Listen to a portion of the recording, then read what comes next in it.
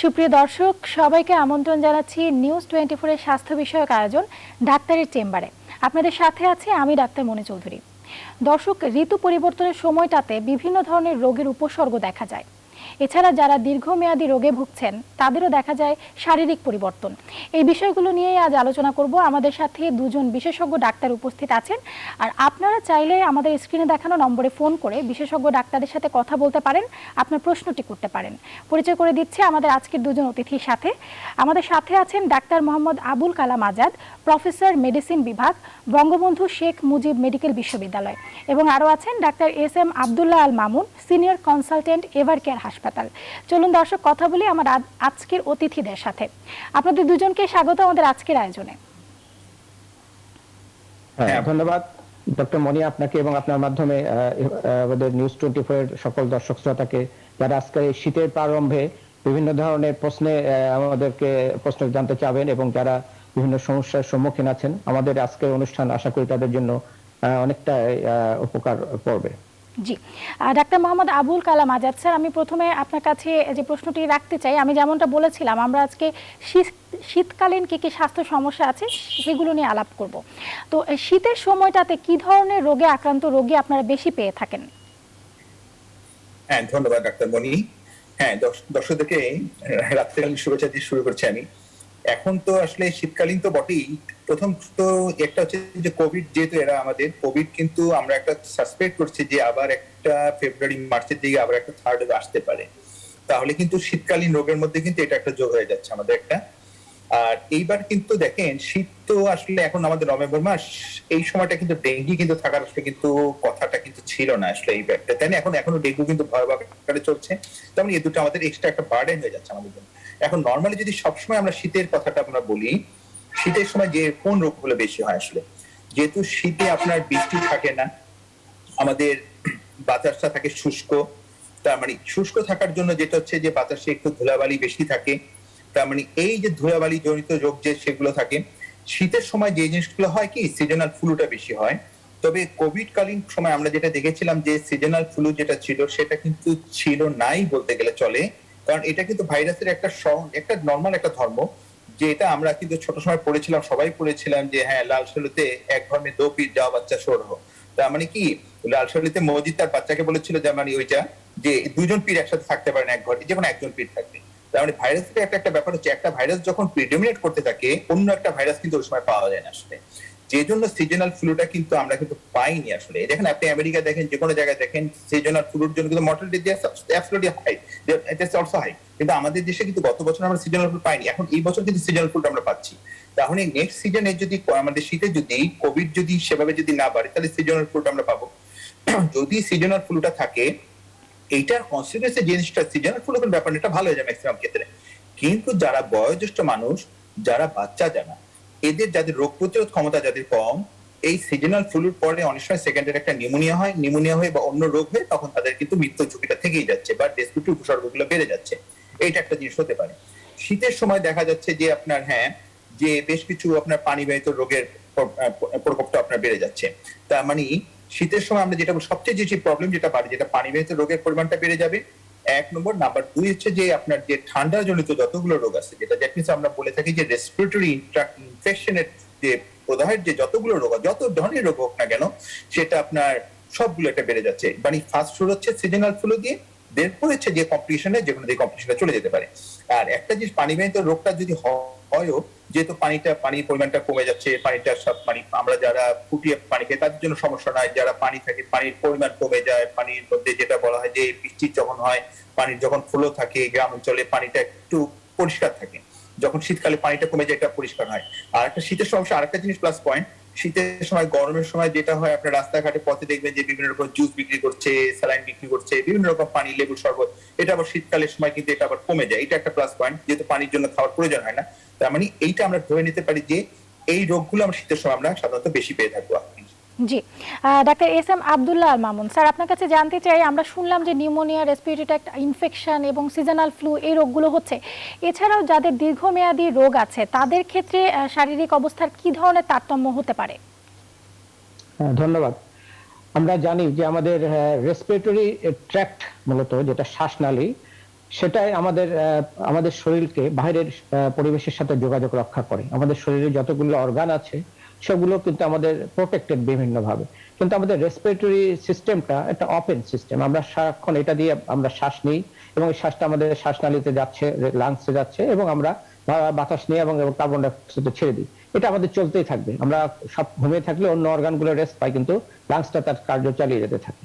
এখন এই যে বাতাসটা যাচ্ছে এবং ভিতরে আসতেছে এবং যাচ্ছে, এটা কিন্তু পরিবেশের সাথে পরিবর্তিত হয়, আমরা সিজনের সাথে পরিবর্তিত হয়, তাপমাত্রা পরিবর্তিত হয়। আমরা ডক্টর আজাদ আগে যেমন বললেন যে আমরা শীতকালে আমরা বায়ুটা শুষ্ক থাকে, তাই না? আমাদের এখানে যেমন টেম্পারেচার কমে যাচ্ছে, এটার চেয়ে বড় ব্যাপারটা কিন্তু আমরা মনে করি ঠান্ডা, তার চেয়ে বড় ব্যাপারটা হচ্ছে আমাদের বাতাসে আর্দ্রতা কমে যায়, জলীয়বাষ্প কমে যায় এবং শুষ্ক থাকে। এই শুষ্ক বাতাসটা যখন আমাদের রেসপিরেটরি ট্র্যাক্টে যায়, হ্যাঁ, তখন এটার যে পরিবর্তনটা সেটা প্রবলেম কি করে, আমাদের রেসপিরেটরি ট্র্যাক্টে থিন লেয়ার অফ ওয়াটার দের একটা লাইন আপ করা থাকে, কিন্তু এই শুষ্ক বাতাসের কারণে এটা ইভাপোরেট হয়ে যায় এবং সেটা ড্রাই করে ফেলে এবং এখানকার যে ইমিউন সিস্টেম যেটা আমাদের রেসপিরেটরি সেটাও কমে যায়। ফলে অল্পতেই যে কোনো ইনফেকশন হওয়ার চান্সটা থাকে এই সময়। প্লাস মিউকাস গুলো খুব ঠিক হয়ে যায় ডিউ টু ড্রাই হওয়ার কারণে, ফলে আমাদের যে অ্যাসকুলেটর সিস্টেম সেটাও কাজ করে না। এই কারণে এখন আমরা জানি যে ভাইরাসগুলো, একটা বিশেষ ধরনের ভাইরাস শীতকালে অ্যাক্টিভেটেড হয়, তার মধ্যে এটা common cold virus. Common cold virus বলতে কিন্তু একটা না, অনেক গ্রুপ অফ ভাইরাসকে বোঝায়। তার মধ্যে আমাদের কমনলি আমরা যেমন যেটা পাই, আমরা যেটা rhino virus, respiratory syncytial virus এগুলো পাচ্ছি। এছাড়া সেকেন্ড হচ্ছে ইনফ্লুয়েঞ্জা ভাইরাস, আর করোনা ভাইরাস আমাদের নতুন হলেও এটার অনেক সাব ভ্যারাইটি আগে থেকে আছে, যেটা শীতকালে আমরা পেয়ে থাকি। এইগুলো এই টেম্পারেচারের সাথে তারা আনুকূল্য পায় এবং আমাদের রেসপিরেটরি ট্র্যাক্টে এটা বিভিন্ন ধরনের ইনফেকশন করে। তবে এই ইনফেকশন গুলো কিন্তু আমাদের বরাবরই আমরা পেয়ে থাকি এবং খুব দীর্ঘস্থায়ী হয় না। সাধারণত 5 দিন বা 7 দিনের মধ্যে আবার এটা আমাদের ইমিউনিটি সিস্টেমের জন্য ঠিক হয়ে আসে। তবে আপনি যেটা বললেন, যে সমস্ত পেশেন্ট যাদের পূর্বে থেকেই লাংসে বা রেসপিরেটরি ট্র্যাক্টে অন্যান্য সমস্যা আছে, যেমন যাদের অ্যাজমা, সিওপিডি বা ইন্টারস্টিশিয়াল লাং ডিজিজ, মূলত এই তিনটা খুব কমন আমাদের, এছাড়া আরো অনেক অসুখ আছে, এগুলো যাদের আগে থেকে আছে তারা কিন্তু এই সিজন একটু বেশি ভালনারেবল। হ্যাঁ, ফলে তাদেরকে আরেকটু সচেতন হয়ে চলতে হবে। আমরা যারা জানেন যে অ্যাজমা পেশেন্ট, যারা মূলত অ্যাজমা কিন্তু একটা বিশাল অংশ পেশেন্ট অ্যালার্জি প্রবণ, তাদের শ্বাসনালীর সংবেদনশীলতাটাই মেইন আমাদের প্রতিপাদ্য। তারা সবসময় সারা বছর, শুধু শীতকালে না, তাদের শ্বাসনালীটা সংবেদনশীল, ফলে অল্পতেই তারা dust, fume, hot, cold, mites, pollen এগুলোতে তারা সেন্সিটাইজেশন হয় এবং অধিকাংশ ক্ষেত্রে তাদের রাতে ঘুমানোর সময় নাকটা বন্ধ হয়ে যায় এবং মুখ দিয়ে শ্বাস নেয়। একটা মানুষের রেসপিরেটরি ট্র্যাক্টটাকে আল্লাহ তাআলা বানিয়ে দিয়েছে একটা সুন্দর এয়ার কন্ডিশনের মতো। বাতাসটা যখন এদিক দিয়ে পাস করে যায় তখন হিউমিডিফিকেশন হয়, ওয়ার্মিং হয়, ডিসইনফেকশন হয়, এইভাবে আমরা ভালো বাতাসটা পাই। নাক বন্ধ, মুখ দিয়ে শ্বাস নিলাম, তখন কিন্তু তাদের এই একটা প্রতিবন্ধকতা পাচ্ছে না এবং সে যেটা বুঝতে পারলাম যে যারা অ্যাজমা বা হাঁপানিতে ভুগছেন, যাদের সিওপিডি রোগ আছে বা শ্বাসযন্ত্রে দীর্ঘমেয়াদী রোগ আছে, তাদের ক্ষেত্রে আর একটু সতর্কতা অবলম্বন করতে হবে। আমরা এই বিষয়টি জানবো। তার আগে ডাক্তার মোহাম্মদ আবুল কালাম আজাদ স্যার, আপনার কাছে জানতে চাই যে আমরা দেখছি সিজনাল ফ্লু এবং নিউমোনিয়া দুটি কথা আসছে, কখন সিজনাল ফ্লু থেকে ধারণা করতে হবে যে হয়তো নিউমোনিয়ার দিকে যাচ্ছে? হ্যাঁ, ধন্যবাদ আপনাকে। আপনার সিজনাল ফ্লুটা দেখবেন, আমরা সবসময় বলে থাকি যে আপনার একটা যখন সিজনাল ফ্লু, এখানে সাধারণত জ্বরটা যেটা হয় খুব গায়ে গায়ে জ্বর হয়, এটা খুব একটা যে হাই ফিভার কখনই হয় না। আচ্ছা, নেক্সট হচ্ছে এখানে যেটা ফিচার যেটা থাকে রাইনোরিয়া, নাক থেকে আপনার পানি পড়তে থাকে, একটু হাঁচি হতে থাকবে, শরীরে প্রচন্ড ব্যথা থাকে, যেটাকে আমরা মায়ালজিয়া বলি বা বডি এক বলি থাকে। হ্যাঁ, তো এই জিনিসগুলো থাকে, প্রিডমিনেন্ট থাকে। সাথে দেখা যাচ্ছে যে অনেক সময় নেজাল স্টাফনেস, নাকটা একেবারে বন্ধ হয়ে যায়। তার মানে এই জিনিসগুলো যখন আমার থাকবে, সাথে কারো কারো একটু পাতলা পায়খানা টায়খানা থাকতে পারে, তাহলে এই জিনিসগুলো যখন আমার থাকে তখন সাথে একটু কাশি থাকছে, এটা আমরা ধরেই নিই যেটা সিজনাল ফ্লু, যেটাকে আমরা এখন করোনার জন্য একটা বাড়তি একটা উপসর্গ হিসেবে, জন্য এবার একটু প্রবলেম হয়ে যাবে, যে বারবারই বলছি। আর নিউমোনিয়া এটা নিয়ে আমরা নিউমোনিয়াকে একটু আরো, এইটা আপনাদের শুধু ছাত্রদের জন্য দরকার, আমাদের সবার জন্য এটা কোনো প্রয়োজন নেই। Pneumonia maybe viral, pneumonia maybe bacterial, lot of cause. তাহলে সেটা যদি হয়, আমরা নিউমোনিয়া বলতে সাধারণত ব্যাকটেরিয়াকে মিন করে থাকি। যদি টিপিক্যাল যদি নিউমোনিয়া বলে থাকি ব্যাকটেরিয়া, আপনি দেখেন যাদের টাইফয়েড হয়েছে জীবনে একবার, যদিও আমরা কথায় কথায় বাংলাদেশে সবাই বলে থাকি যে আমার টাইফয়েড হয়েছে। টাইফয়েডে সাধারণত ভেরি হাই গ্রেড ফিভার হয়, 1 দিন 2 দিন 3 দিন 4 দিন 5 দিনে দেখা যাচ্ছে একটু 4-5 জ্বর এসে বসে আছে, নামছে না।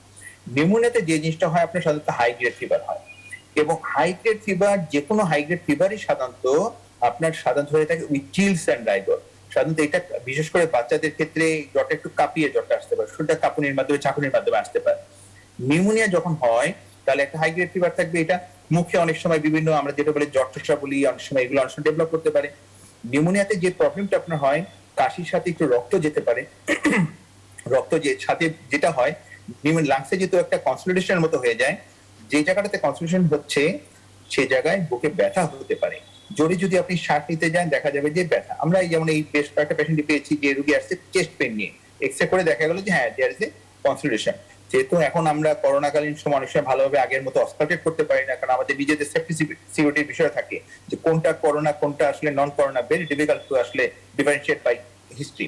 তো সেটা যেহেতু হচ্ছে, তার মানে আপনার এক্সরে করলে দেখা যাচ্ছে যে দেয়ার ইজ এ কনসলিডেশন। তার মানে এই যে নিউমোনিয়াতে যে চেস্ট পেইন যেটাকে বলে শার্প স্টার্টিং চেস্ট পেইন, এমন হয় জোরে শ্বাস নিতে গেলে দম বন্ধ হয়ে যাচ্ছে, তার মানে পেশেন্ট তার দম বন্ধ করে ফেলে। তার মানে এই জিনিসগুলো যখন আপনি থাকবে 5 দিন 4 দিন 7 দিন 8 দিন পরে, তখন আমরা নিউমোনিয়াটা চিন্তা করবো। আর সিজনাল ফ্লুর ক্ষেত্রে আমরা বলে থাকি একটা কমন কথা বাজারে চালু আছে, যেটা আমরা বলেও থাকি, ওষুধ খেলেও 7 দিন, না খেলেও 7 দিন। তার মানে এইটা যেটা মামুন ভাই যেটা বললেন যে এটা আসলে শরীর তার আমাদের যে ভাইরাসটাকে, যেটাকে বলা হয় যে হ্যাঁ বেশ কিছু আছে ইন্টারফেরন থেকে অনেক কিছুর মাধ্যমে ভাইরাস বডিকে, যেমন করোনার ক্ষেত্রে যে বডি থেকে এটাকে নিজে থেকে বের করে দেয়, মানে বডি তার নিজের ডিফেন্স মেকানিজমের মাধ্যমে এটা শরীর থেকে বের করে দেয়, এবং এটার জন্য কোনো এক্সট্রা কোনো ওষুধ বা কিছু দরকার হয় না, শুধু symptomatic management. But in case of pneumonia, যদি আপনি তাকে ট্রিটমেন্ট না করেন, যদি তাকে আপনি অ্যাড্রেস ভালোভাবে না করেন, এই পেশেন্ট গুলো বিভিন্ন ধরনের কমপ্লিকেশন ডেভেলপ করতে পারে। কারণ নিউমোনিয়াতে সার্কুলেটরি কলাপসে মারা যেতে পারে, ফুসফুসের কারণে মারা যেতে পারে, এটা ছড়িয়ে যায় বিভিন্ন জায়গায়, ব্রেনে যেতে পারে, লিভারে যেতে পারে। সেক্ষেত্রে যদি কারো এই ধরনের উপসর্গ থাকে তাহলে অবশ্যই একজন বিশেষজ্ঞ ডাক্তারের পরামর্শ অনুযায়ী চিকিৎসা গ্রহণ করা উচিত। Doctor S M Abdullah Mamun sir, আপনার কাছে যে বিষয়টি জানতে চাই, অনেকেরই এখন প্রশ্ন যে আমার হাঁপানি আছে, আমি কি টিকা দিতে পারবো কিনা কোভিড ভ্যাকসিন, সেই বিষয়টি একটু জানবো। আর সেই সাথে এই আসন্ন শীতে যেন অবস্থার অবনতি না হয়, সেজন্য অ্যাজমা বা হাঁপানিতে যারা ভুগছেন তাদের করণীয় কি আছে? হ্যাঁ, ধন্যবাদ। আমরা জানি যে আগে বলেছি যে অ্যাজমা যাদের আছে, অ্যাজমা কিন্তু একটা কন্ডিশনটা হচ্ছে এয়ারওয়ে হাইপার রেসপন্সিভনেস, এটা একটা ইমিউনোলজিক্যাল ডিজিজ কন্ডিশন বলতে পারি আমরা। ফলে যাদের অ্যাজমা আছে এবং অ্যাজমা কন্ট্রোলে আছে, তাদের ক্ষেত্রে ভ্যাকসিন দেওয়ার ব্যাপারে আমাদের কোনো কনসার্ন নেই, এবং ওনারা ভ্যাকসিন অবশ্যই দিতে পারেন। কারণ ভ্যাকসিন তো দিতেই হবে, তার নিরাপত্তার কারণে, তার কোভিড থেকে যেন ইনফেক্টেড না হয় এবং এই সময় যেন এক্সাজারেশন না হয়, সেটার জন্য তাকে ভ্যাকসিন দিতে হবে। তবে যাদের অ্যাজমা এখন বর্তমানে কন্ট্রোলে নাই, তার সিভিয়ার অ্যাকিউট অ্যাজমাতে আছেন, তারা কন্ট্রোল না হওয়া পর্যন্ত ভ্যাকসিন নেবেন না। হ্যাঁ, এটাই হচ্ছে ঘটনা। আমরা যদি ভ্যাকসিনটা আগে নিয়ে থাকি সবচেয়ে ভালো। আর এখন যদি ভ্যাকসিন দেওয়া অবস্থায় কারো যদি অ্যাজমা কন্ট্রোলে না থাকে, অ্যাকিউট এক্সাজারেশন হয়, তখন তাকে শর্ট অ্যাজমাকে কন্ট্রোল আনতে বেশি সময় লাগে না। আমরা খুব শর্ট টাইমের মধ্যে 3 থেকে 5 দিনের মধ্যে অ্যাজমাকে আমরা কন্ট্রোলে নিয়ে আসতে পারি। তারপরে যখন দেখা যাচ্ছে তার অক্সিজেন লাগছে না বা তার মিনিমাম ইনহেলার লাগতেছে, অন্যান্য মেডিকেশন গুলো মিনিমাম লাগতেছে, এবং এই অবস্থায় তিনি অবশ্যই 7 দিন পরে বা 10 দিন পরে উনি করোনা ভ্যাকসিনটা নিতে পারবেন। আর আমরা ডক্টর প্রফেসর আজাদ যেটা বললেন আমাদের যে নিউমোনিয়া, হ্যাঁ, নিউমোনিয়া কিন্তু একটা খুবই একটা ইম্পর্টেন্ট ইস্যু আমাদের অ্যাজমা সিওপিডির পাশাপাশি। নিউমোনিয়া তো আমরা জানেন যে কোভিড নিয়ে আমরা 1.5 বছর পার করলাম। কোভিড নিউমোনিয়া মূলত এটা একটা ভাইরাল নিউমোনিয়াকে আমরা কোভিড নিউমোনিয়া বলেছি। এছাড়া যে কমনলি যেটা অন্য সময় আমরা যেটা মিন করে থাকি ব্যাকটেরিয়াল নিউমোনিয়া, এবং এই ব্যাকটেরিয়াল নিউমোনিয়াটা বা ভাইরাল নিউমোনিয়া যেটা বলি, এটা সিভিয়ারিটি কিন্তু নির্ভর করে মূলত এজেড পারসনদের খুব বেশি হয়ে থাকে। আমাদের দেশে একটা বিরাট অংশ যাদের বয়স 60-র উপরে বা 65 এর উপরে, এইসব মানুষদের ক্ষেত্রে যে নিউমোনিয়া দেখছি, পাশাপাশি ইয়াং জেনারেশনের মধ্যে নিউমোনিয়া দেখতে অনেক পার্থক্য। তাদের মানে মোড অফ তাদের ডিজিজ কন্ডিশন এবং তারপর mortality is very low in case of young group, তারা অল্পতে ভালো হয়ে যাচ্ছে। কিন্তু যারা সিভিয়ার, যাদের এজ 65 এন্ড অ্যাবাভ, তাদের ক্ষেত্রে সিভিয়ারিটি এত বেশি যে আমাদের আইসিইউতে আমরা তাদের সংকলন দিতে পারতেছি না এখন অবস্থা।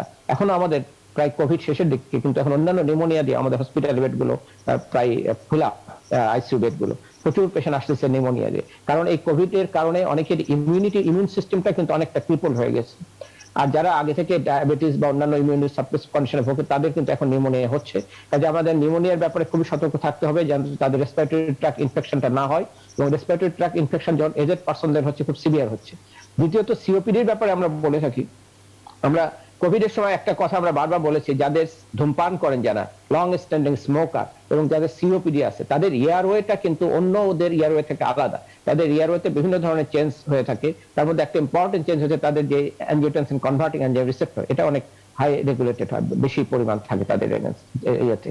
হ্যাঁ, ফলে তাদের ইনফেক্টেড হওয়ার চান্সও বেশি। যাদের এই, যেহেতু আমরা জানি যে করোনা ভাইরাসটা এন্ট্রি করে সেলে এই রিসেপ্টরের মাধ্যমে, এবং রিসেপ্টর যাদের আপ রেগুলেশন হয় তাদের ইনফেক্টেড হওয়ার চান্স বেশি। তারপরে আসে সিভিয়ারিটির ব্যাপার। বাট ইনফেকশন হওয়ার চান্স কিন্তু সাধারণ পাবলিক থেকে যারা সিওপিডি এবং যারা দীর্ঘস্থায়ী ধূমপায়ী তাদের অনেক বেশি, এবং আবার তারপরে যখন আবার তারা আক্রান্ত হবে তাদের সিভিয়ারিটিটাও অনেক বেশি হবে যাদের অ্যাজমা বা যাদের সিওপিডি নাই। তাহলে সিওপিডির পেশেন্টরা কিন্তু বেশি ভালনারেবল। পাশাপাশি যারা অ্যাজমাতে ভোগেন তাদের ক্ষেত্রে কিন্তু এই জিনিসটা আবার আলাদা, তারা মানে আক্রান্ত হওয়ার চান্স অন্যান্য স্বাভাবিক মানুষের মতোই, এবং তাদের ক্ষেত্রে সিভিয়ারিটি অনেক বেশি। তবে যাদের সিওপিডি আছে তাদের থেকে সিভিয়ারিটিটা কম হয়। সবকিছু মিলে আমরা অ্যাজমা এবং সিওপিডি পেশেন্ট যারা আছেন তাদেরকে আমরা বলবো তারা সঠিক নিয়মে তাদের যে মেডিকেশন গুলো আছে তারা নিয়মিত চালিয়ে যাবেন আগামী এই শীত মৌসুমটাতে, আগামী 6 মাসে বলতে পারি আমরা। এবং মাস্ক পরা এবং অন্যান্য যে আমরা স্বাস্থ্যবিধিগুলো দিয়েছি সেগুলো অতি মানে সতর্কতার সাথে আপনারা মোট কথা অবশ্যই সচেতন থাকতে হবে এই সময়টাতে যেন তাদের কোনো ইনফেকশন না হয়। ডাক্তার মোহাম্মদ আবুল কালাম আজাদ স্যার, আপনার কাছে যেটি জানতে চাই যে শ্বাসকষ্ট ছাড়াও কি অ্যাজমা হতে পারে কিনা? অনেকের দেখা যায় দীর্ঘদিন ধরে শুধু কাশি, কোনো শ্বাসকষ্টের উপসর্গ নেই, সেই রোগীগুলো আসলে কি রোগে আক্রান্ত বলবেন? হ্যাঁ, আমি একটু বলছি, তার আগে একটু আমি ডক্টর মামুন ভাইয়ের সাথে একটা দুটো কথা আমি যোগ করে নিচ্ছি। তবে কিন্তু অ্যাজমা, আমরা যখন কোভিড নিয়ে যখন আসতো, তখন প্রথমে কিন্তু বলা হতো যে হ্যাঁ, যাদের অ্যাজমা আছে তাদের মনে হয় মর্টালিটি মনে হয় ভেরি হাই। পরে দেখা গেলো যে না, আসলে এই গ্রুপটার মধ্যে মর্টালিটি কিন্তু অন্য গ্রুপের থেকে তো বেশি নয়, দেখা যাচ্ছে কিছুটা কমও দেখা যাচ্ছে। এইটা আসলে কিন্তু আমাদের যে একটা রিকভারি ট্রায়াল ছিল, যেটা মানে আমাদের ডেক্সামেথাসোন যেটা বলা হয়, যারা সিওপিডি তো মানে অ্যাজমা তো বটেই, সিওপিডির মধ্যে যে গ্রুপটা আপনার বুডেসোনাইড স্টেরয়েড যারা পাচ্ছিল তাদের মধ্যে দেখা গেছে তাদের মধ্যে মর্টালিটিটা ভেরি লো, মানে দেখা যাচ্ছে কম। তার মানে এই আপনারা মানে ভয় পাবেন না, যারা অ্যাজমা আসছে বা সিওপিডি আসছে তাদের মধ্যে স্টেরয়েড যারা পাচ্ছিল, বা আমি কিন্তু একটা কথা বলছি, স্টেরয়েড যারা পাচ্ছিল, কারণ কি, কারণ এই যে সিওপিডি যাদের, তাদের কিন্তু মেজরিটির কিন্তু স্টেরয়েডের কোনো প্রয়োজন নাই। আমাদের কিন্তু অনেক সময় আমরা মানে মিস ইউজ করে থাকি স্টেরয়েড কিন্তু অনেক ক্ষতি করে থাকে, লাংসে ইনফেকশন, সেকেন্ড ইনফেকশনের পরিমাণটাকে বাড়িয়ে দেয়। যদি আমাদের লাংসে আমরা বলে থাকি রিভার্সিবিলিটি না থাকে, স্টেরয়েডের রেসপন্সিবিলিটি না থাকে, অনেকগুলো ব্যাপার আছে এখানে আমাদের। হ্যাঁ, 12% 15% বা বলে 200 ml 500 ml হ্যাঁ অ্যাজমা সিওপিডি বলে অনেকগুলো টার্ম আছে, দরকার নেই এগুলো।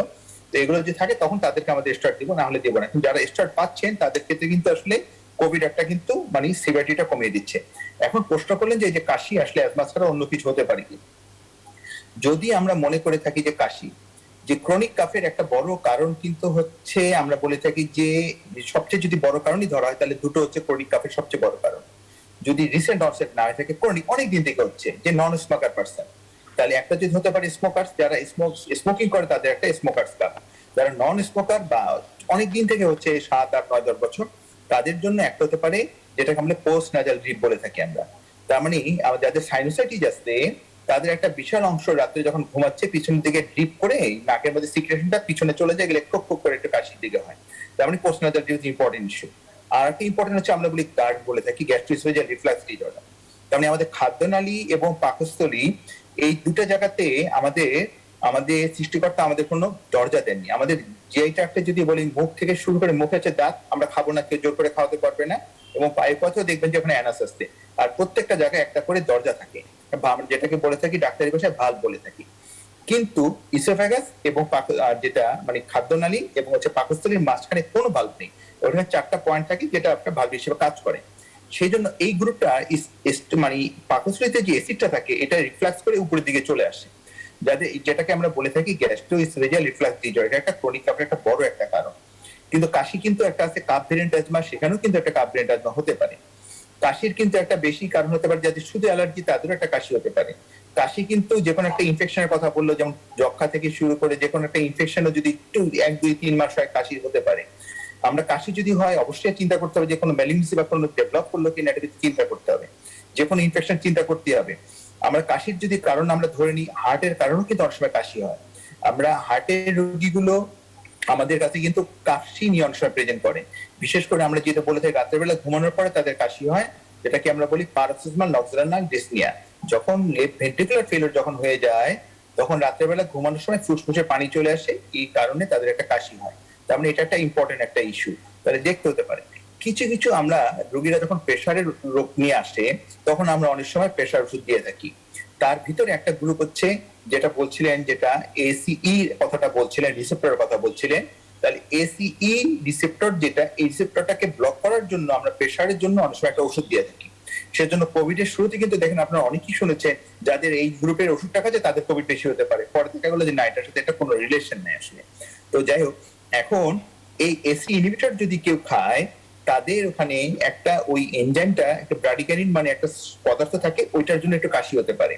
তার মানে আমরা দেখা যায় অনেক সময় অনেক রোগী এসি ইনহিবিটর খাচ্ছে, কাশি হচ্ছে, দেখা যাচ্ছে 4টা-5টা ইনহেলার পাচ্ছে, ওষুধের পর ওষুধ পাচ্ছে, সিটি স্ক্যান পরীক্ষা করে চিকিৎসার অবস্থা একেবারে সিম্পল একটা ড্রাগ বন্ধ করলে হয়ে যাচ্ছে। তার মানে কাশি শুধুমাত্র রেসপিরেটরি ট্র্যাক্ট ইনফেকশন হলে বা সিজনাল ফিভার তা না, সেক্ষেত্রে কাশি হলে অবশ্যই ইভালুয়েশনের প্রয়োজন আছে। আমরা এই বিষয়গুলো নিয়ে আরো আলোচনা করব। আমরা একটা ছোট্ট বিরতি নিয়ে ফিরছি। দর্শক, ডাক্তারের চেম্বারের এই পর্যায়ে নিচ্ছি ছোট্ট একটি বিরতি। ফিরছি কিছুক্ষণের মাঝে, আমাদের সাথেই থাকুন। সুপ্রিয় দর্শক, বিরতির পর আরও একবার স্বাগত জানাচ্ছি নিউজ 24 এর স্বাস্থ্য বিষয়ক আয়োজন ডাক্তারের চেম্বারে। আপনাদের সাথে আছি আমি ডাক্তার মনি চৌধুরী এবং আমাদের সাথে আজ দুজন অতিথি উপস্থিত আছেন। সাথে আছেন doctor Mohammad Abul Kalam Azad, professor medicine বিভাগ, বঙ্গবন্ধু শেখ মুজিব মেডিকেল বিশ্ববিদ্যালয়। আরও আছেন doctor SM. Abdullah Al Mamun, senior consultant Evercare হাসপাতাল। চলুন ফিরছি আলোচনায়। Doctor SM. Abdullah Al Mamun sir, আপনার কাছে যে বিষয়টি জানতে চাই, আমরা বিরতির আগে শুনছিলাম যে বিভিন্ন কারণে কাশি হয়ে থাকে।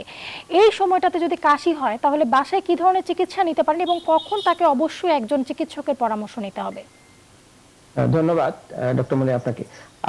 আবুল কালাম আজাদ, প্রফেসর আবুল কালাম আজাদ যেভাবে বলছিলেন, যে আমি ওটার সাথে মিলে বলি যে আমরা কাশির কিন্তু অনেকগুলো সিমটম উনি বলি, যেমন পোস্টনেজাল ড্রিপ সিনড্রোম, তারপর আমাদের তারপরে গার্ড বা গ্যাস্ট্রোএসোফেজিয়াল রিফ্লাক্স ডিসঅর্ডার। আরেকটা জিনিস উনি যেটা বললেন সেটা আমি বলতে চাই, সেটা হচ্ছে আমাদের কাফ ভ্যারিয়েন্ট অ্যাজমা। হ্যাঁ, এইগুলোর সংখ্যা আমাদের কাছে, যেহেতু আমরা রেসপিরেটরি ফিজিশিয়ান, আমাদের কাছে প্রচুর আমরা পেশেন্ট পেয়ে থাকি যাদের আপনি যেটা বললেন যে শ্বাসকষ্ট হয় নাই। আমরা আমাদের ভাষায় যেটা আমরা বলতে চাই, যেটা হলো যে শ্বাসকষ্ট যখন হচ্ছে এটা অ্যাজমা অ্যাটাক। একটা মানুষ যখন কেউ শ্বাসকষ্ট নিয়ে ইমার্জেন্সিতে আসছে, নেবুলাইজেশন দিচ্ছে, হাইড্রোকর্টিসন দিচ্ছে, তারপরে সে ভালো হচ্ছে, এই ধরনের পেশেন্টগুলো হচ্ছে অ্যাজমা অ্যাটাক নিয়ে আসলো।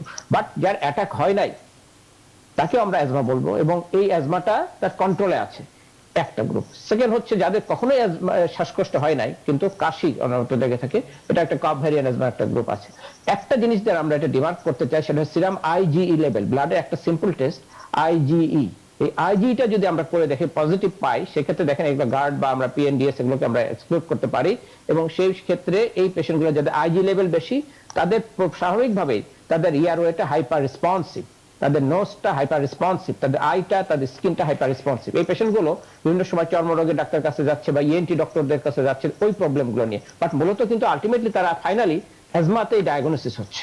এবং এই পেশেন্টগুলোকে যদি আমরা আর্লি ভাবে ডায়াগনোসিস করতে পারি এবং সেই অ্যাজমা ট্রিটমেন্ট স্টেপ 3 ম্যানেজমেন্ট আমরা এদেরকে দিতে পারি, তাহলে কিন্তু তাদের কাশি কমবে এবং তাদের প্রিভেন্টিভ হিসেবে এটা কাজ করবে।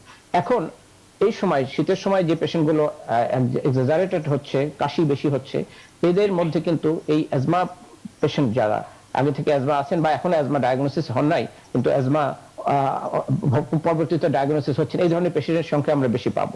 সেই জন্য আমরা যে এই পেশেন্টগুলোর ক্ষেত্রে আমরা কিছু সতর্কতামূলক কথা বলতে চাই, সেটা হচ্ছে যেহেতু আমরা জানি যে এই সময় আমাদের এয়ারওয়েটা ড্রাই হয়ে যাচ্ছে, এবং ড্রাই হলে এটা এক্সাজারেটেড হচ্ছে, এবং কাশির অন্যতম কারণ হচ্ছে এটা একটা। সেকেন্ড হচ্ছে যাদের রাতের বেলা নাক বন্ধ হয়ে যায়, মুখ দিয়ে শ্বাস নেয়, তাদের কি ঘটে? তাদের ক্ষেত্রে কিন্তু তাদের এই টনসিলাইটিস, ফ্যারেঞ্জাইটিস, ল্যারেঞ্জাইটিস, সাইনোসাইটিস, নিউমোনিয়া সবগুলোর মূল ব্যাকগ্রাউন্ডে কিন্তু মাউথ ব্রিদিং। এটা একটা আপনি খেয়াল করবেন। যাদের এই বিশেষ করে অ্যালার্জি প্রবণতা আছে, আইজি লেভেল বেশি, ফ্যামিলি হিস্ট্রিতে একই ধরনের পাওয়া যাবে। যেমন একজন পেশেন্টের পেলাম, তার ছেলে মেয়ে দুজনের মধ্যে একজনের এই একই ধরনের সমস্যা আছে, তার ভাই বোনদের মধ্যে আছে, তার ওয়াইফের থাকবে না, she is from another genetics. কাজে এই মানুষটার দেখা যাবে ইয়ারওয়ে হাইপার রেসপন্সিভ।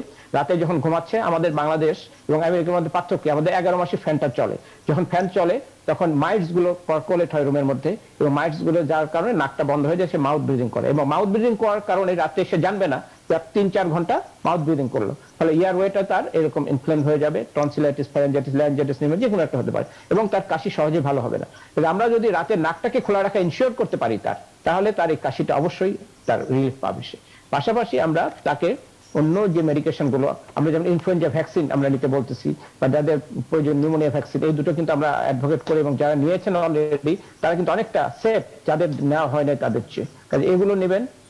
প্লাস হচ্ছে আমরা ইয়ারওয়ে আমরা যেন ড্রাই না হয় সেরকম একটা এনভায়রনমেন্ট থাকার চেষ্টা করব। বিশেষ করে আউটডোর এক্সারসাইজ যদি কেউ করে এই সময়, তাহলে কিন্তু তার ইয়ারওয়েটা অনেকটা বেশি ড্রাই হয়ে যাবে, তার কাশিটাও ভালো হবে না, এটা হচ্ছে অ্যাভয়েড করবে। হ্যাঁ, আর আমরা রেগুলার মেডিকেশন যেগুলো সেগুলো আমরা ব্যবহার করব। কাজেই আমরা এখন পেশেন্টের ক্ষেত্রে এটা আমরা আমাদের সাজেশন, যাদের কাশি হচ্ছে এবং আগে থেকে যাদের অ্যাজমা এবং অ্যাজমা বা সিওপিডি আছে, তারা তাদের রেগুলার মেডিকেশন যেমন ইনহেলার গুলো, নেজাল স্প্রে গুলো এবং অ্যান্টি অ্যালার্জিক যদি আমরা মন্টিলুকাস বা অন্যান্য ওষুধ যেগুলো দিয়ে থাকি সেগুলো তারা সঠিকভাবে ব্যবহার করবেন। দ্বিতীয়ত, যারা ইনহেলার ব্যবহার করেন তাদের প্রতি একটা সাজেশন, আপনি অবশ্যই ইনহেলার সঠিকভাবে ব্যবহার করবেন। আমরা আমার ব্যক্তিগত যে প্র্যাকটিস একমেন্ট বলি, জীবনে আমি যে সমস্ত পেশেন্টকে দেখেছি গত লাস্ট 20 ইয়ার্সে, তাদের মধ্যে যদি আমি আমার নিজের পার্সোনাল এবং যেটা আমার পাবলিকেশন করেছি যে পেশেন্ট কতটা পার্সেন্ট ইনহেলার নিতে পারে, আমার যেটা পার্সোনাল এক্সপেরিয়েন্স, মোর দেন 90% মানুষ ইনহেলার নিতে পারে না। এবং চিকিৎসকদের মধ্যে যারা চিকিৎসা দিয়ে থাকেন, ইনহেলার লিখে থাকেন, তারাও অধিকাংশ ব্যাপার কেয়ারফুল না। ফলে রংলি ইনহেলার নেওয়ার টেকনিকের কারণে তাদের মুখে বরং এগুলো জমে যায়, ওষুধগুলো ফাঙ্গাল ইনফেকশন হয়, অন্যান্য সাইড এফেক্ট গুলো হয়। আসল যে প্রবলেম, ইয়ারওয়েকে ইনফ্লেমটাকে রক্ষা করা, ইয়ারওয়েটাকে প্রোটেক্ট করা, সেগুলো কিছু হয় না। কাজেই সবার প্রতি আমার সাজেশন হবে সঠিকভাবে ইনহেলার ব্যবহার করুন, রাতে নাকটা যেন খোলা থাকে সেটা ইনশিওর করুন, ইয়ারওয়ে যেন ড্রাই না হয়ে যায় এইগুলো ব্যবস্থা করুন। আর এরপরে যখন আপনি পাচ্ছেন না তখন অবশ্যই আপনি একজন চিকিৎসকের শরণাপন্ন হবে। জি, ডাক্তার মোহাম্মদ আবুল কালাম আজাদ স্যার, আপনার কাছে যে প্রশ্নটি রাখতে চাই, প্রসঙ্গত আসলো যে অনেকেরই অ্যালার্জি থাকে, যাদের ক্ষেত্রে দেখা যায় এটা সারা বছরই একটি রোগ, এবং ইমিউনোগ্লোবুলিন ই লেভেলটা করলে দেখা যায় অনেক বেশি থাকে এবং দীর্ঘদিন অ্যান্টিহিস্টামিন খাওয়ার পরেও কমছে না। তাদের ক্ষেত্রে আসলে চিকিৎসা ব্যবস্থাটা কেমন হওয়া উচিত? হ্যাঁ, ধন্যবাদ আপনাকে। এখানে যেটা দেখেন প্রফেসর মামুন বলছিলেন, যেটা বারবার অ্যালার্জি মাইটের একটা কথা বলছিলেন। এখন মাইট থেকেও কিন্তু বাংলাদেশে আসলে দেখা গেছে সবচেয়ে যেটা ভয়ঙ্কর জিনিস সেটা হচ্ছে কিন্তু তেলাপোকা। আপনি যদি তেলাপোকাও কিন্তু একটা কিন্তু বিশাল, তেলাপোকা নাই এমন ঘর আসলে কিন্তু বাংলাদেশে পাওয়া ভেরি ডিফিকাল্ট। সেটা যত হোক না কেন, গুলশান হোক আর বনানী হোক, যেখানে হোক না কেন, ফুটপাথ হোক, সব জায়গায় তেলাপোকাটা থাকে। তাহলে তেলাপোকা একটা ইম্পর্টেন্ট ইস্যু। তাহলে এই যে জিনিসটা, আমাদের অ্যালার্জিটা কিন্তু শুধুমাত্র তেলাপোকা বা এগুলো থেকে না, অ্যালার্জিটা কিন্তু কারো কারো ড্রাগের প্রতি হতে পারে, অ্যাসপিরিন, কারো কারো হতে পারে একটা কিন্তু কথা বলছেন যেমন এক্সারসাইজেও কিন্তু কারো কিন্তু অ্যালার্জি থাকে, যেমন হঠাৎ করে sudden variation of the temperature. তার মানে কোনো খাবার প্রতি অ্যালার্জি। আমাকে প্রথম কথা হচ্ছে যে জানতে হবে যে কোন পার্টিকুলার জিনিসটার উপরে আমার অ্যালার্জি। যদি সম্ভব হয়, আমি আবার বলছি, যদি সম্ভব হয় শুধু ওই জিনিসটাকে আমাকে অ্যাভয়েড করতে হবে। যদি আমি বের করতে জানতে না পারি, তাহলে অ্যালার্জি কিন্তু পরীক্ষার মাধ্যমে বের করা যায় যে হ্যাঁ আমার কোন পার্টিকুলার জিনিসটার উপরে অ্যালার্জি। অ্যালার্জির উপরে কিন্তু বিভিন্ন রকমের ভ্যাকসিনেশন নেওয়া যায়, তাহলে দরকার হলে আপনাকে ভ্যাকসিনেশন নিতে হবে। তাহলে এই জিনিসগুলো আপনাকে নিতে হবে। আপনাকে যদি হয় এটার জন্য একটা অ্যালার্জি হচ্ছে যে বডির আমাদের একটা নিজস্ব একটা ইনগ্রেডিয়েন্ট, তখন সেটা হয় কি কারো কারো হাইপার থাকে, তো সেটা তো আসলে ঠিক করা সম্ভব না। সেক্ষেত্রে আমাদের কিছু ওষুধ নিতে পারি আমরা, যেমন কিটোটিভেন আমরা কন্টিনিউ করতে পারি, আমরা যেটা বললেন যেটা মন্টিলুকাসটাকে আমরা কন্টিনিউ করতে পারি। নেজাল একটা বিশাল একটা ইম্পর্টেন্ট কারণ, যেটা সোর্স অফ এন্ট্রি, এটা হচ্ছে বিশাল বড় সোর্স অফ এন্ট্রি। যদি আমরা নেজাল স্টেরয়েডটাকে একটু লম্বা সময় নেজাল একটু স্টেরয়েড ইনহেলার যেমন নেয়, সেরকম নাকেও স্টেরয়েড ইনহেলার নেওয়া যায়, তাহলে নেজাল স্প্রে বলি সেটাকে আমরা। নেজাল স্প্রেটা যদি আমরা লম্বা সময় যদি কন্টিনিউ করি, যে এখানে বললেন যে ভ্যাকসিনেশন, বিশেষ করে নিউমোনিয়ার জন্য 2টা ভ্যাকসিনেশন হয়, একটা আমরা নিউমোনিয়ার জন্য 2টো আর ইনফ্লুয়েঞ্জার জন্য। এই ভ্যাকসিনেশন গুলো যদি আমরা যদি ইনফ্লুয়েঞ্জাটা প্রতি বছর যদি ওই সিজনের জন্য যে পার্টিকুলার যেটা ইম্পর্টেন্ট, সাথে আমি একটা কথা যোগ করবো, নিলেই হবে না। ইনফ্লুয়েঞ্জার স্ট্রেন কিন্তু প্রতি বছর চেঞ্জ হয়। ইনফ্লুয়েঞ্জার স্ট্রেন প্রতি বছর যেহেতু চেঞ্জ হয়, তখন আমরা সবচেয়ে যেটা লেটেস্ট যেটা বাজারে, যেটা আমাদের দেশে যেটা টপিক্যাল, যেটা এই দেশের জন্য অ্যাভেলেবেল বা দরকার জন্য যেটা, সেটা দিয়ে আমরা একটা টিকাটা নেওয়ার চেষ্টা করবো। আর নিউমোনিয়া টিকাটা 3 বছর থেকে 5 বছর মাথায় নিয়ে নেবো। তাহলে এই জিনিসগুলো যদি আমরা নিতে পারি, প্রোটেকশনটা যদি নিতে পারি, যাদের বিশেষ করে আপনার অ্যাজমা বা এই গ্রুপটা থাকে, সাথে যদি আমরা স্টেরয়েডটাকে যদি কন্টিনিউ করতে পারি, তো আমাদের বাংলাদেশিদের একটা ভুল ধারণা স্টেরয়েড ইনহেলার নিচ্ছি মানে আমি শেষ চিকিৎসায় চলে যাচ্ছি। সবাই নিতে থাকে কি সালবিটামল নিতে থাকে, বলে আমি এটা নিতে থাকি না, এটা হচ্ছে আমার নিব, অবশ্যই আমি নিব, অন ডিমান্ড নিব। কিন্তু স্টেরয়েডটা কিন্তু আপনার হচ্ছে কিউরেটিভ। আর সালবিটামল যেটা আমরা নেই, যেটা অ্যাজমাসল হোক বা সালমেট্রল হোক বা সালটোরিন হোক, যেটা আমি পাওয়া যাক না কেন, এগুলো হচ্ছে রিলিভার, মানে আমাকে সাময়িক রিলিফ দিচ্ছে। আমি চাবো যে যেটা আমাকে কিওর করবে সেটা আমি কন্টিনিউ করব। কিভাবে কন্টিনিউ করব, আমি একটু প্রফেসর মামুনের সাথে একটা জিনিস যোগ করতে চাচ্ছি, যে আমাদের যারা এখানে কিন্তু আসলে ইনহেলার নেওয়া যায় ডাইপার্টার ডিভাইসে। ডাইপার্টার ডিভাইসটা যেটা আছে যেটা রোটা ক্যাপ, রোটা হেলার বা বেক্সিয়াল বিভিন্ন হেলার নামে পাওয়া যায়, এটা বাচ্চাদের জন্য মোর কমফোর্টেবল, সেটা ইউজ করতে পারে। আর স্টার্ট যখন নিবে ব্যবহার করার পরে যেন অবশ্যই যেন মুখটা একটু কুলি করে নেয়। আচ্ছা, আর নেয়। আর আর যদি ইনহেলার নিতে হয় তাহলে বিভিন্ন ধরনের রেসপো চেম্বার পাওয়া যায়, কৌটা পাওয়া যায়, যেটার মাধ্যমে যদি আপনি নেন তাহলে হয় কি স্টার্টটা যখন আপনি নিবেন তো ওই যে পার্টিকেলটা, যেটা স্টার্ট পার্টিকেল যেটা মুখে গিয়ে ঘা করে, ওইটা যেটা অ্যারোসলটা যেটা জমে যাওয়ার সেটা নিচে জমে গেলে হয় মুখের মধ্যে গিয়ে ঘাটার পরিমাণটা কমে যায়। তাহলে এই জিনিসগুলো যদি আমরা প্রিপারেশন নিতে পারি, প্লাস আপনি খেয়াল করেন শীত চলে আসতেছে, আমাদের কিন্তু এই কথাটা একবারও বলা হয়নি, বাদ পড়ে গেল, যেটা হচ্ছে আমরা কিন্তু কিছুদিনের মধ্যেই শীতের সেই পুরানো কাপড়গুলো সব নামিয়ে ফেলবো। কি নামাবো? আমরা কেউ কোট নামাবো, ব্লেজার নামাবো, অথবা মেয়েরা সোয়েটার নামাবো, ছেলেরা সোয়েটার নামাবো। আমরা দেখেন লেপ দোষক যা আছে সব নামিয়ে ফেলবো। শার্ট প্রতিদিন দেওয়া হয়, হ্যাঁ আমাদের ঘরে পরার কাপড় প্রতিদিন দেওয়া হয়, কিন্তু স্যুটটা কিন্তু ব্লেজারটা কিন্তু প্রতিদিন ধোয়া হচ্ছে না, তার মানে লেপটা কিন্তু প্রতিদিন ধোয়া হচ্ছে না। তার মানে এই যে জিনিসগুলো, এই জিনিসগুলোর মধ্যে আপনার মায়ের থাকে ছোট ছোট পোকা থাকে, এগুলোর কতগুলো আমাদের বলা হয় বাংলা ভাষায় যদি বলে ফিসেস বা পায়খানা থাকে বা এগুলোর মধ্যে জমা থাকে। এইগুলো ভীষণভাবে allergen.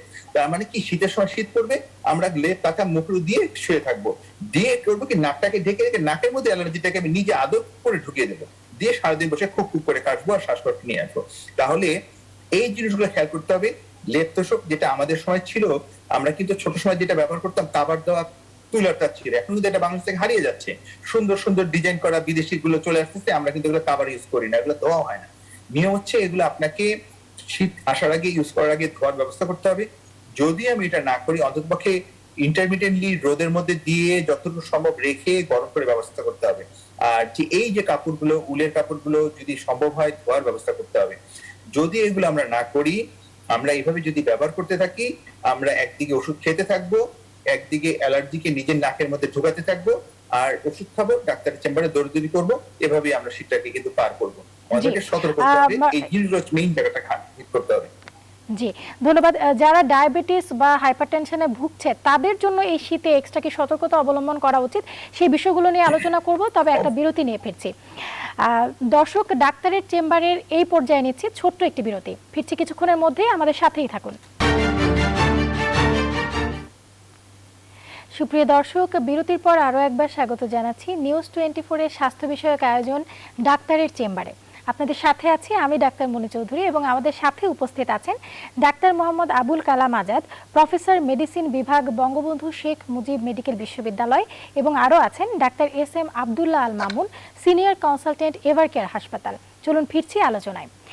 Doctor SM. Abdullah Al Mamun sir, আপনি বিরতির আগে যে কথাটি বলছিলাম যে যারা ডায়াবেটিস আক্রান্ত আছেন তাদেরকে এই সময়টাতে কোনো সতর্কতা অবলম্বন করার কারণ আছে কিনা, যেহেতু শীতকালে আমরা দেখি যে অ্যাক্টিভিটি কমে যায়, সেক্ষেত্রে তারা কি কোনো স্বাস্থ্য ঝুঁকিতে পড়েন কিনা? হ্যাঁ, আপনার ডায়াবেটিসের রোগী যারা, তাদের জন্য তো আমরা নিয়মিতভাবেই যেটা সকলে জেনে থাকি যে তাদের জীবনযাত্রাটা একটু রুটিন মাফিক করতে হয়, বিশেষ করে সকালে এবং সন্ধ্যায় হাঁটা এবং খাদ্য নিয়ন্ত্রণ করা। এবং শীতকালে স্বাভাবিকভাবে আমরা ঘরে বেশি অবস্থান করি এবং বাইরে হাঁটার যে ব্যাপারটা এটা অনেক ক্ষেত্রে রেস্ট্রিক্টেড হয়ে পড়ে। সেক্ষেত্রে তারা পূর্বের যে রুটিনটা সেটা তারা কিন্তু চালিয়ে গেলে ভালো হয়। যেটা আগে তারা আউটডোরে করতো সেটা যদি ইনডোরে করা সম্ভব হয়, তাদের যে ডেইলি টাইমিং যে পরিমাণ ক্যালোরি লস করার জন্য যেগুলো করে থাকেন সেটা ভালো। কারণ ডায়াবেটিসটা যদি বেড়ে যায়, স্বাভাবিকভাবে ডায়াবেটিস বেড়ে গেলে কিন্তু অন্য সকল রোগের উপর প্রভাব বিস্তার করে, এবং যে কোনো আমাদের বিশেষ করে কোভিড আক্রান্ত যারা হচ্ছেন তাদের মধ্যে যারা ডায়াবেটিক রোগী তাদের কিন্তু সিভিয়ারিটি অনেক বেশি। এছাড়া আমাদের যাদের অ্যাজমা বা সিওপিডি আছেন, অন্যান্য লাং ডিজিজ আছেন, তাদের কিন্তু যদি আমরা ডায়াবেটিসটা আনকন্ট্রোল হয়ে যায় তাদের ক্ষেত্রে সেগুলো কন্ট্রোলে অন্যান্য প্রভাব বিস্তার করে। এই জন্য ডায়াবেটিক রোগী যারা আছেন, যারা পূর্বে থেকে নির্দিষ্ট সময় তারা ডাক্তারের পরামর্শ মতে হাঁটতেন এবং অন্যান্য যে ওষুধগুলো ব্যবহার করতেন, তারা সেই ওষুধগুলো নিয়মিত ব্যবহার করবেন। এবং তাদের যে শীতের সময়, বিশেষ করে শীতের সময় আমাদের অভ্যাসগত বা আমাদের জ্যোতির কারণেই হয়তো আমরা ঘরের বাইরে কম যাব, সেক্ষেত্রে তারা নিজেদের বাসায় বা ছাদে অথবা যারা ট্রেডমিল করেন তারা তাদের এক্সারসাইজ গুলো চালু রেখে তাদের ডায়াবেটিসটাকে যেমন আগে কন্ট্রোল করতেন ওইরকম কন্ট্রোল করার চেষ্টা করবেন, এটাই তাদের জন্য যথেষ্ট। সেক্ষেত্রে তারা অন্যান্য অসুখগুলো হয়ে সুযোগ কমে যাবে। বিশেষ করে যারা ডায়াবেটিক রোগী আমরা তাদের কিন্তু শরীরের রোগ প্রতিরোধ ক্ষমতা অনেকটা কমে যায়, ইমিউনিটি তাদের অনেকটা কমে যায়, এবং এনারা ডায়াবেটিস অনেক বেশি আক্রান্ত রোগীদের একটা vulnerable। কমন প্রশ্ন থাকে যে আমি যদি ইনসুলিন নেওয়া শুরু করি সেক্ষেত্রে কি আমাকে সারা জীবন ইনসুলিন নিতে হবে কিনা, এই প্রশ্নের উত্তরটি জানতে চাই। ইনসুলিন তো এটা হলো যাদের ইনসুলিন প্রয়োজন হয় তাদেরকে ইনসুলিন নিতেই হবে, এবং ইনসুলিন তারা অধিকাংশ ক্ষেত্রে তাদের আমাদের চালিয়ে যেতে হয়। তবে কোনো কোনো রোগী আছেন যাদের ক্ষেত্রে আমরা আবার পরবর্তীতে দেখি তাদের নতুন ভাবে ইনসুলিনের মাত্রা কমানো যেতে পারে, কিন্তু নির্দিষ্ট মাত্রা ইনসুলিন তাদের চালায় যেতে পারে। এটা মনে হয় আমাদের ইন্টারনাল মেডিসিন আমাদের আবুল কালাম আজাদ উনি ভালো বলতে পারবেন এই ব্যাপারে। আমি ডাক্তার মোহাম্মদ আবুল কালাম আজাদ স্যার, আপনার কাছ থেকে এই বিষয়টি নিয়ে একটু বিস্তারিত জানতে চাই।